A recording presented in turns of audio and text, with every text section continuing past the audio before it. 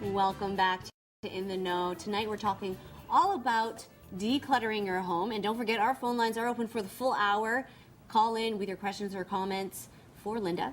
So Linda, let's talk about kids and organizing all their stuff. You know, with all the kids going back to school, you kind of get into this mode where it's the September crash, right? Absolutely. You're all organized at the beginning, and then slowly as the month goes on, everything is in chaos and mess. Exactly.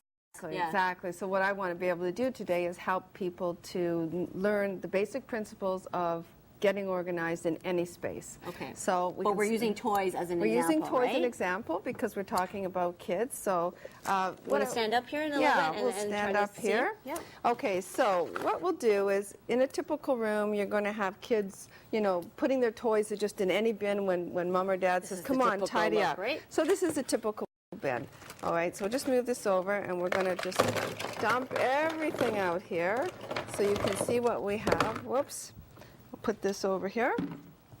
So this is a mishmash. So Definitely. Definitely a mishmash. Nothing really goes together. So what I'd like to people to take away from this is the basic principles of organizing, and I want them to think of the word space. Space. So S-P-A-C-E. So S stands for sort. So the first thing you want to do with any kind of organization project is sort into piles. So we'll sort like with like in very broad categories. So for instance, we have old toys here, so we're going to further refine this into toys that match. So rubber, plastic. Rubber, plastic, that looks like a little giraffe set. We have some cars here. We have a couple of Lego pieces. This looks like a dog toy, Yes. so probably doesn't belong. So we're going to just put this here. A shoe, single So kind shoe. of like a miscellaneous. Miscellaneous, pile? a Okay. cloth, not sure what that was for, so we'll put that there. A little Tupperware container, I don't think that's necessary for toys. So we have a couple of G.I. Joe figures, a couple of action, like character figures. We'll separate that. So you see here, we have 1, 2, 3, 4, 5 categories and a miscellaneous. So what I would do is, this is what we call assign a new home pile, because it doesn't live, say, in the toy room, but it's going to live somewhere else in the house. So we'll take this and we'll just kind of pop it over there and get it away. So then the next thing we're going to do, okay, we need to contain this stuff. So we did S for space, or S for sort. We did P for editing, so we edited out things that perhaps don't live here. We may edit things out that are broken or that the child no longer plays with and can perhaps be donated or repurposed. And now we're going to talk about containerizing. So we want to put the toys in containers that are most suitable. So for example, this giraffe is like a set. It all goes together and it's got little pieces. So why not take a Ziploc bag and just dump it all in there, zip it up, and you have that all contained in one piece. I like for that word, easy access. containerized, right? Oops, yeah, easy and with access a Ziploc and bag, you can retrieval. easily see what's in it, Yeah. and you can. Well, that's what I grab like it about easily. about clear containers as well. So the Lego, we have a box and bin, so the Lego goes in that. We'll close that bin up. Again, it's a clear container, easy to see. And then we have a car bin here, so we can put all the cars in the bin. Yep. And so again, you'll see we're doing like items with like items. And all the cars are in the bin. So does Everything your can be container have to same. have a lid? I mean, this one is No, open. it doesn't have to. Okay. And doesn't need to be closed off. no, like, and these actually, this type of container actually stacks, so you can put other things and still see. But sometimes, especially when you're working with children, it's better not to have lids on certain things, because if kids have to fiddle around with lids, chances are the toy's not going to go back in the spot. So then we have still the container for the action figures, and we'll close that up like that.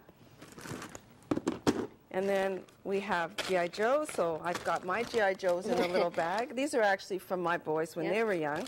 I'm keeping them for the grandkids when that time comes for them to play with that. Well, this is a good Right. It's a great way to keep it. recycle them, right? Right. So now you see we have a place for everything using the principle of space. So it's sort, it's purge or edit. I don't like to use the word purge. It just sounds scary. So I say edit. Assign a new home. So it's either assign a new home in one of these or somewhere else in the house. containerize, and then the last one is evaluate. Oh. So you want to okay. evaluate how this is actually working. Is the child, working with this? Is this process working? Because sometimes you do need to make some little tweaks and adjustments.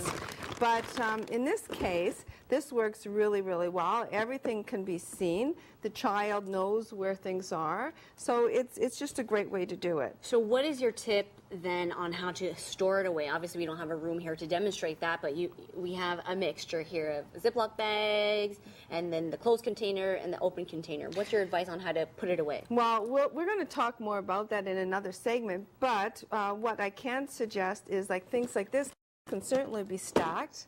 So stacking is good. Stacking is good when it's clear containers and the kids can see. I wouldn't stack too high. And again, it's all dependent on the age of the child. When you have a lot of Ziploc bags, they can be stored all in a bin, like one separate bin like this. Like suppose we had this one here.